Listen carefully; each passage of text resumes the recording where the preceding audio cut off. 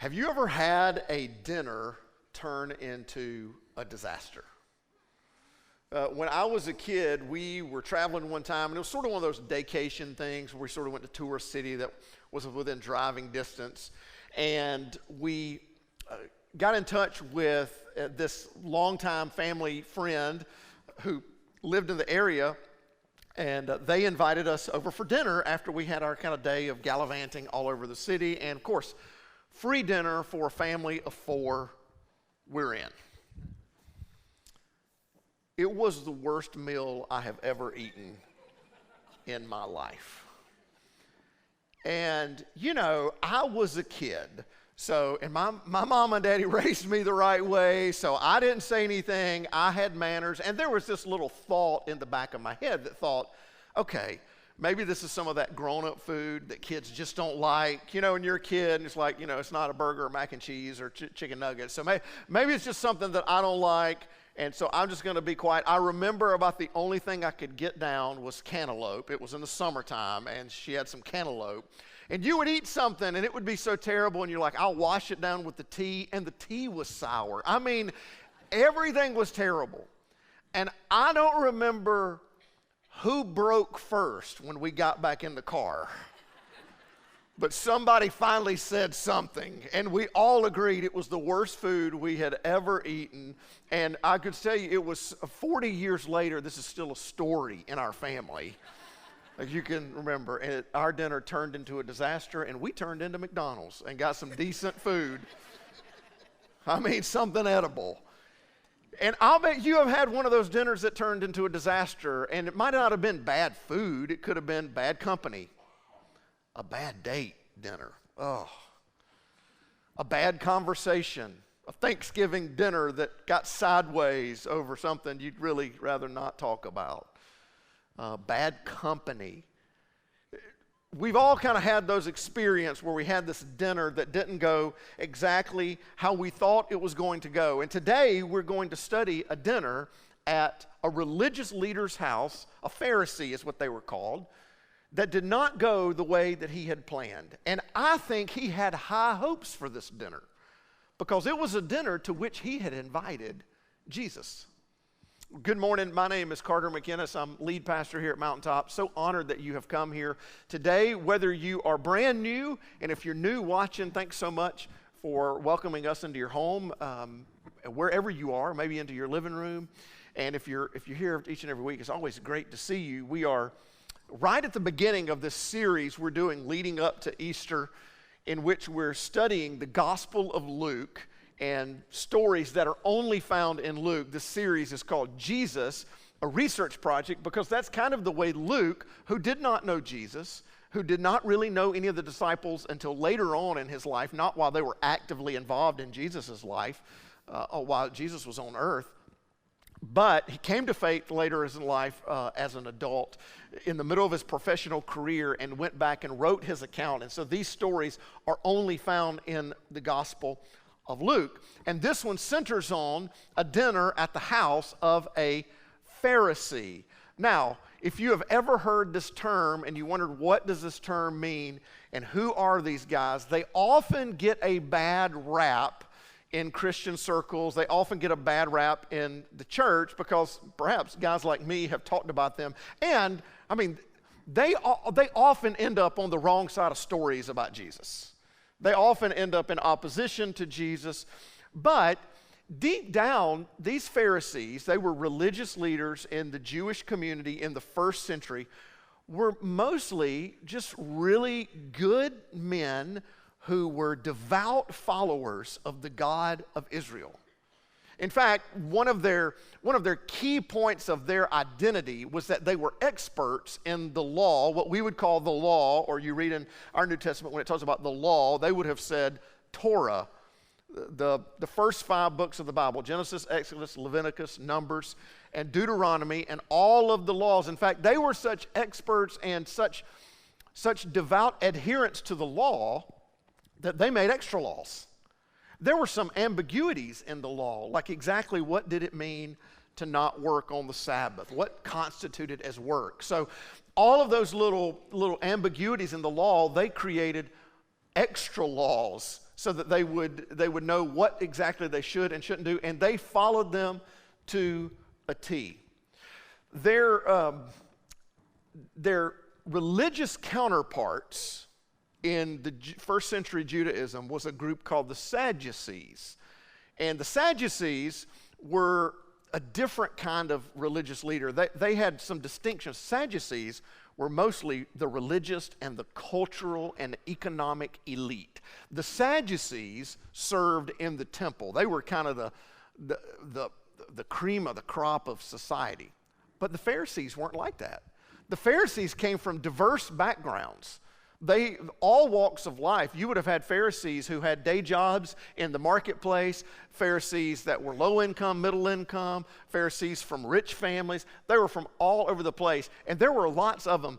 We believe that there were somewhere around 6,000 Pharisees at the time of Jesus, which Palestine probably had a population of about 4 million people. But 6,000, a lot. It's not like there was just a dozen or just 20, 25. There were Pharisees in all walks of life. They kind of infiltrated culture. And the last thing that set them apart from the Sadducees, that aligned them much more closely with Jesus, is that the Pharisees believed in the resurrection. The resurrection of the righteous, that is. The Sadducees did not believe in spirits or like this kind of this otherworldly life or eternal life or heaven or angels, and they did not believe the resurrection. But Pharisees seemed to align more closely with what Jesus was teaching about the resurrection. They believed that one day that there would be a final judgment and there would be the resurrection of the righteous that would experience eternal life with their Creator, God. We see when Jesus, in John chapter 11, when Jesus goes, one of the most famous stories of Jesus' healing, more than a healing, he raises Lazarus from the dead. And when he gets to Lazarus' house, Lazarus' sister, Martha, meets him and says, "Oh, Jesus, if you could have been here, you could have stopped this from happening." And Jesus makes a statement to her. He says, "Lazarus will rise again." And does anybody remember if you've been in church, maybe you remember what Martha replies to him. If you're new, this is what she says. Martha says, "Oh, I know he will rise at the resurrection in the last day." Martha has been influenced. You can tell Martha has been under the teaching of the more Pharisaical line of theology and thinking. She believes in the resurrection, and this is what Jesus seems to have taught, this same thing, the resurrection. So the Pharisees, they weren't all bad guys. They were just trying to be faithful. They were just trying to be holy. They were just trying to be pious in the way that they followed the law. And of course, now in the New Testament, we find some pretty obtuse Pharisees. Some guys that just don't quite get it. They're often misunderstood, but some guys don't quite get it. The Pharisee that we're going to read about today seems to have had good intentions, at least at first. The story is found relatively early in Jesus' ministry. If you got your Bibles, where we're going to land in just a minute is chapter 7 of Luke. It's right at the beginning of Jesus' ministry. But there has already emerged some tensions between Jesus and the religious authorities, whether they be Pharisees or Sadducees. There's some tension that Jesus has healed people, and he's begun teaching some drastically different things than they're used to. And the crowds are growing, and there seem to be 2 points of tension between Jesus and the Pharisees, Sadducees, and all these religious authorities. The first one is outsiders. Jesus' response to or lack of response with outsiders. It is not just that Jesus is healing. It's who? Jesus is healing the demon-possessed. Religious leaders wouldn't even want to be near the demon-possessed. Jesus is healing a man who has leprosy. Jesus heals the servant of an unclean Gentile Roman centurion. Jesus raises the child of a widow from the dead, a widow, a social, political outcast. But it's not just the healing. Jesus is found to have been having dinner. He eats with outsiders, or the way they would have said it, with sinners and tax collectors.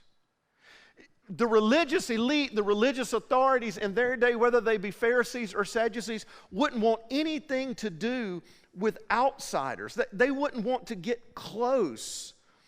But Jesus' response to outsiders is totally different. When outsiders get close to Jesus, he draws them in closer. Religious leaders in their day wanted to separate themselves from outsiders. And maybe you have experienced that same thing. Maybe one of the reasons you've stayed away from church is that you have felt that same kind of feeling, that outsiders weren't welcome in the church. Outsiders weren't welcome with the Christians. Outsiders weren't welcome with the religious folks. And maybe that made you think outsiders aren't welcome with God.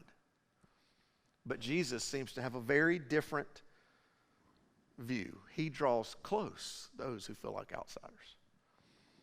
The second tension is this, what we call, is this teaching. And what I call, Jesus seems to have a reinterpretation of righteousness. In their minds, they had a very solid idea of what they thought righteousness was. But Jesus seems to have a very different mindset about what righteousness is than what the religious leaders. He offers a lame man forgiveness, which in their religion was considered blasphemy. Only God could dole out forgiveness. And if Jesus is out here doling out forgiveness, just who does he think he is? Jesus seems to have very different interpretations of the Sabbath, of fasting regulations that they have. He seems to operate in a much different way than they do. He teaches a radical view of society, that we are to love our enemies and not judge others. The Pharisees' entire existence was kind of built on judging others. That we're better, that we follow the rules, and you should follow the rules just like us. You should act just like us. You should keep all the customs of us. And the Jewish culture was built on the idea that Rome was the enemy. And Jesus is reinterpreting this. So this Pharisee, maybe out of curiosity, maybe as a bit of an olive branch to Jesus. All the Pharisees, they're raising up a stink, they're starting to murmur, they're starting to talk. But this Pharisee, he says, I want to know more why this guy's teaching what he's teaching. I want to know where he gets his power for healing. I want to know more about him. And he invites him over for dinner. So let's look at what it says in verse 36 of Luke chapter 7. If you're in the room and you do not have a hard copy Bible and you want one, please take one with you at the bookshelves when you go. We want that to be our gift to you. This is what it says. When one of the Pharisees, and we're going to learn his name in just a minute, when one of the Pharisees invited Jesus to have dinner with him, he went to the Pharisee's house and reclined at the table. So Jesus accepts the invitation. In this series, when we're looking at passages that are only found in Luke, it's always worth asking, why was this story not recorded in the other gospel stories? And this one might have a really easy answer. None of the disciples are mentioned in this story. They may have not even been present. I mean, of course, this is early in Jesus' ministry, so doesn't even really have full 12 disciples, and there's no evidence that they're like with each other 24/7. Jesus certainly went to dinners that the disciples did not go to. They went to dinners because this is all happening, around their own community. So it's possible that the disciples weren't even there. They might not have even known this story. So perhaps Luke interviewed this very Pharisee to hear this story, or more likely, the woman that we're going to meet in just a minute. And I imagine this Pharisee wants to get to know Jesus more. Other Pharisees have questioned Jesus. They've complained about him. But this Pharisee has invited him in to try to learn more. But then things take a turn for the worse. The dinner turns into a disaster. Namely, because of an uninvited guest. This is what it says. A woman in that town who lived a sinful life learned that Jesus was eating at the Pharisee's house. So she came there with an alabaster jar of perfume. As she stood behind him at his feet, weeping, she began to wet his feet with her tears. Then she wiped them with her hair, kissed them, and poured perfume on his feet. Now Luke does not name the woman. And he just says that she had lived a sinful life. And in fact, he doesn't even describe what kind of sin that she had been guilty of. But the word he uses here is a word that would have been used for someone who was a known sinner. Everyone in town knew this gal's reputation. She was a known sinner. You can probably guess for yourself how a gal in the first century gets a reputation as a known sinner. And now there are some logistical things here that we need to understand. It's not a shock that she comes into the dinner party. Life was much more public back then. Houses were much more open, much less private. Do any of you know who your neighbor had dinner with last night? This is good, because I was going to say, if you do, you're a little too nosy, okay? Right? And your neighbors don't know who had dinner with you outside, perhaps seeing a car outside in the driveway, or you saw a car. You might have known they had dinner, but we don't know. We have windows and blinds and doors, and we just have a much more private life. But in their world, the homes were much more open. There was much more public access. Have you ever wondered how everyone always knew that Jesus was having dinner with sinners and tax collectors? Would anyone in the world, in your neighborhood, know the kind of people you were having at your house? We wouldn't know. Our lives are closed off in private. But in their world, the homes were much more open. You could sort of see everything. Everybody had much more access to people, and you could kind of come right in. Now, the other thing is that their eating customs kind of would describe why she is in the position that she's in behind him at his feet. Now, if you've ever thought about that, you think about the way we eat dinner, the way you had dinner last night, and it just seems weird. You're like, is she under the chair? Like, what's it like here? And I always want you to know, I had this plan to have a first century mat, and to show you how Jesus might have been reclining at the table to eat. And our programming team thought that would not be a flattering camera shot of me. It's because they love me, so thank you. And they found a better picture, right? And it's also possible that if I got down, I might not could get back up. You were reclined at the table. So their tables, table's a generous term. It could have been a mat on the floor or a very, very low elevated table surrounded by pillows that you literally reclined at. You laid down with, an arm on a pillow and eating sort of like this. So it makes perfect sense that she comes up behind him at his feet. If you were behind someone who was reclining at a table, the first thing that would be accessible would be his feet.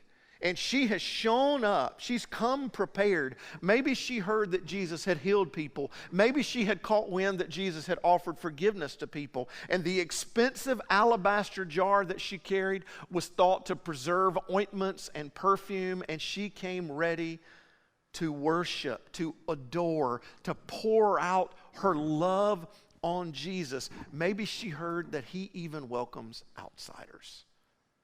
And she wanted to see for herself. Listen to the response of the Pharisee who has planned this dinner to finally get to the bottom of who Jesus is and what he's all about, and things have gone sideways. When the Pharisee who had invited him saw this, he said to himself, this is really interesting. If this man were a prophet, he would know who was touching him and what kind of woman she is, that she is a sinner.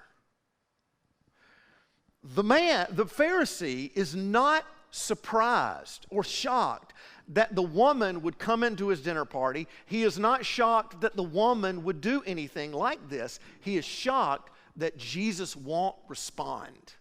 He is shocked at Jesus' response to her of just letting it go on. In their culture, it was much different than the way we experience culture. Men did not associate with other women in public that were not their wife. You didn't talk to another woman. You certainly didn't touch another woman. There were some Pharisees that took this to the nth degree. Some of the most strict rule-following Pharisees would not even be seen touching their wife in public. They would not hold their hand or put their arm around them or nudge their shoulder or anything. That you had no contact with a woman in public, but every good Jew knew that you did not come into contact with a stranger woman in public, especially a woman who might be a stranger to you, but her reputation precedes her.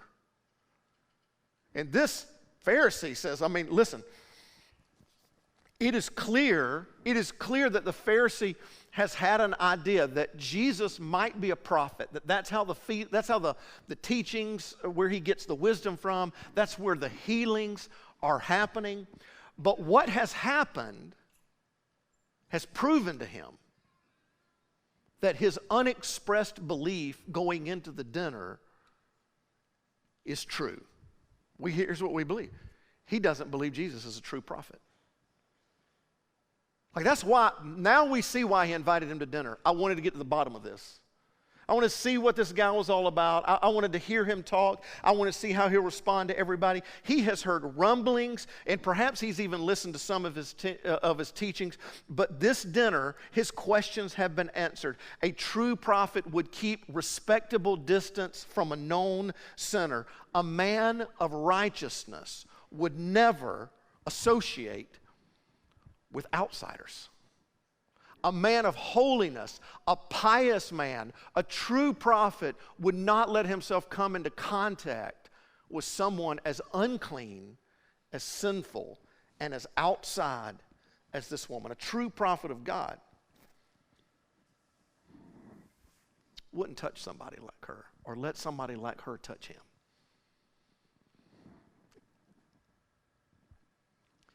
You may have had an experience like that with religion,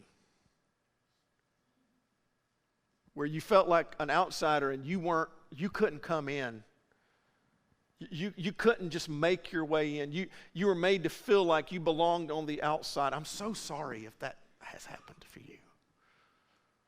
I'm so sorry if you felt like you came in with some baggage to the church, to the Christian faith, and somebody shunned you and made you feel like you couldn't belong. Not that you don't belong, that you couldn't belong. That's what this Pharisee thinks. There is, of course, an alternative viewpoint. Perhaps this Pharisee, who we're about to learn is named Simon, has misjudged the heart of God. Jesus' actions have confirmed his suspicion that Jesus is not a real prophet. But Jesus' next move confirms the opposite, because Jesus reads his mind. Oh, he might be more than a prophet. And he has come not just to prophesy, but to reveal the heart, the true heart of the God of Israel. Jesus answered him, Simon, I have something to tell you. Tell me, teacher. I wish I could know what was going through Simon's head, right? Tell me. This guy, you just let this woman touch you. You don't know, you're unclean now? Tell me. And Jesus says, two people, he goes into parable mode. Two people owed money to a certain money lender. One owed 500 denarii and the other 50. All right, so let's get some modern day math for us. What was a denarii? A denarii was a day's wage for a common agricultural laborer. A day's full wage. Okay, so let's think about for us. What is a day's wage for a common, maybe agriculture, farming labor? I mean, let's go, we're going to shoot low, but because I want to show you that it's still like this is a significant amount of money Jesus is talking about. $7.50, I think, is still minimum wage in Alabama. Let's go $10, okay? $10 an hour, and how many hours you work a day? Typical, 8. So that's $80 a day. So Jesus is saying $80, a denarii. And do you remember what he said? Somebody owes 50 days' wages, and somebody owes, do you remember what he said? 500 days' wages. I just think about how much you make in a day. This is big money. So 50 times 80, 50 days' wages would be 4,000. In our terms, in our financial kind of world, Jesus is saying somebody owes 4,000 and somebody owes 500 days' wages. Somebody owes 40,000.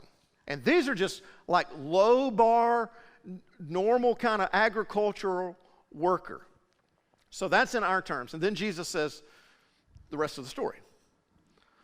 Neither of them had the money to pay him back. The one didn't have 4,000, the other one didn't have 40,000. So he forgave the debts of both. Now, which one of them will love him more? Is this a trick question?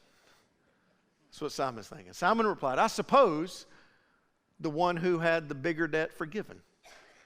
You have judged correctly, Jesus said. I mean, which one would be more thankful? The question's almost rhetorical, but it's an easy answer. The bigger the grace, the bigger the gratitude. The more the debt forgiven, the more a debt of gratitude that I owe. Of course, it's a parable. It's meant to convey a deeper spiritual truth. Because the point is, it's not money that needs to be forgiven. It's me. It's you. It's all of us. And Jesus said, this story played out right before their eyes, and everyone at the dinner party completely missed it. Then he turned toward the woman and said, Simon, do you see this woman? Pretty hard to miss her. Everybody knows her around town. She came to my dinner party, made a scene. Yes, we see her. I came into your house. You did not give me any water for my feet, customary, to let someone wash their feet in those days, because they're wearing sandals, and it's sandy over there, y'all. But she wet my feet with her tears and wiped them with her hair. You did not give me a kiss, but this woman, from the time I entered, has not stopped kissing my feet. You did not put oil on my head, but she has poured perfume on my feet. Therefore, I tell you, her many sins have been forgiven. He doesn't make light of her reputation. He just gives her a new one. Her many sins have been forgiven, as her great love has shown. But whoever has been forgiven little, loves little. Of all the people here, Jesus says, and there's some people here that are really good at religion, this woman gets it. He spells it out this way, that our expression of love reflects our experience of forgiveness. Our expression of love toward God expresses our experience of forgiveness from God. This woman expresses extravagant love because her experience of the radical love of God. Her many sins are no match for the mercy of God. Her faults are nothing in the face of God's forgiveness. Grace is greater than all her sin. And your sin. And my sin. The unsaid message that Jesus shares is that the woman is the only one in the whole dinner party who actually believed that she needed to be forgiven of anything. Simon, I mean, he's been polite to Jesus. But he's not shown an expression of love that's nigh unto embarrassing like this woman. And it's probably because he doesn't think he needs to. He would probably say, I'm good. Jesus reveals here two barriers to radical forgiveness, represented by this Pharisee named Simon and basically everyone else at the dinner party and this woman. And there's kind of two messages to two different groups of people. One to the religious, so if you consider yourself a Christian, and that's me, that's the message for us. And one to those who might be new to faith, might consider themselves not even a believer. The first one is to the religious. That here's a barrier to radical forgiveness. If you haven't received radical forgiveness, here's probably the reason, is that you've believed something wrong about yourself. You believe something wrong about yourself. That's Simon's problem, and everyone else that is at the dinner party. They don't think they need to. They don't think they need to be forgiven. And let me say this the right way, because it might sting a little. If you call yourself a Christian and you have had a muted response to following Jesus, it has been muted, tempered down. And you don't understand why everybody is so crazy about Jesus and why everybody is so all in with following Jesus and why everyone is so radical about it. And you can't understand that, for you, faith is a thing but not the thing. It may be because you have believed something wrong about yourself. It may be because you have grossly underestimated the gravity of your sin. Because Jesus said himself, whoever is forgiven little loves little. Jesus says the only explanation if you love me a little is you think you've been forgiven just a little. And of course, there's a secret here, right? Who here needs to be forgiven by God just a little? Not me. If you hadn't experienced this radical forgiveness of God, it could be because you believe something wrong about yourself. You just hadn't owned up to the reality that you're broken too, as sinful as the sinful woman with a bad reputation. Second reason, and this is for non-believers. If it's you at home or you're in the room and you're kind of new to this, that you might not have received radical forgiveness is you believe something wrong about Jesus. You believe something wrong about Jesus. You think you've got too much sin that God could never love you. God doesn't want anything to do with you. And some of you have experienced that. You have had pastors, you've had guys like me in my positions or leaders that have tried to put you in a category that have told you that you're unredeemable, you're unlovable. You might have even had a parent or grandparent say that to you because of your past, because of your mistakes. And you have put onto Jesus this definition that you've got to measure up to him for him to love you. You have believed something about Jesus that just isn't true. And I want to proclaim to you that Jesus is a friend of sinners. He is a friend of sinners. And there is no reputation that could precede you coming into the room with Jesus where you aren't welcome to come at his feet and pour it out to him. And he says, you're forgiven. Your many sins are forgiven. The radical truth about Jesus is confirmed with this woman, that those who feel like they are outsiders to God and unwelcome with God are welcome with Jesus. He reveals the true heart of our Creator God. And then he lets this woman know who is this known sinner. He gives her one more message. Then Jesus said to her, your sins are forgiven. And the other guests began to say among themselves, Who is this who even forgives sins? Who does he think he is? And Jesus, he doesn't even pay attention to what they say. He said to the woman, your faith has saved you. Go in peace. Did you know you can go in peace? You can go without the weight, without carrying the shame.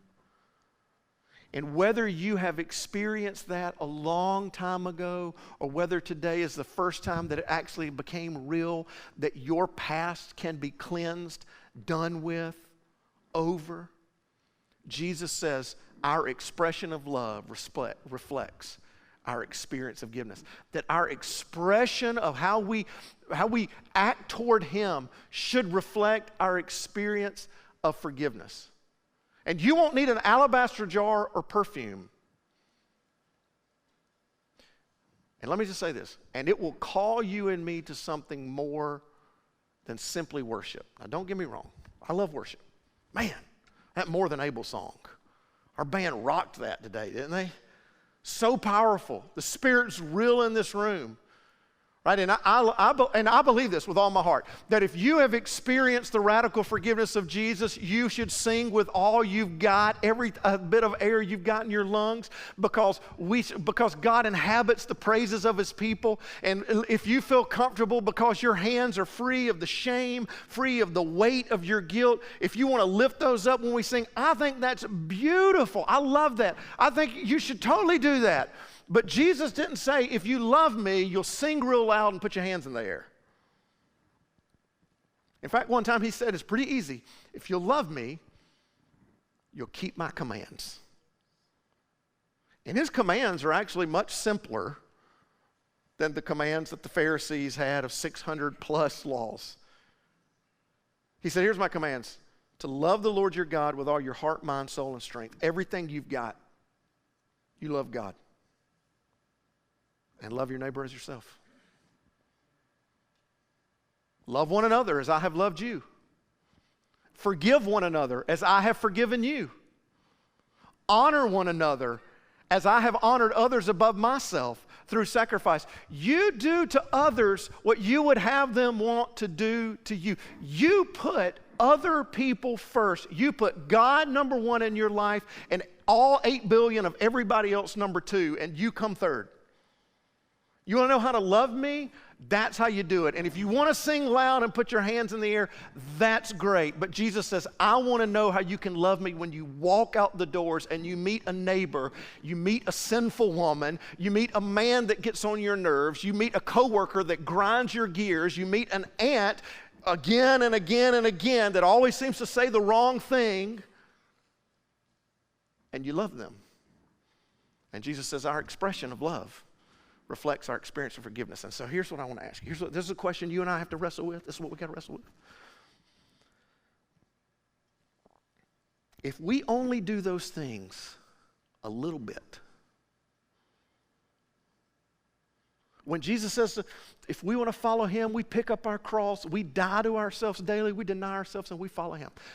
If we only do those things a little bit, does that mean that we think that we've been forgiven?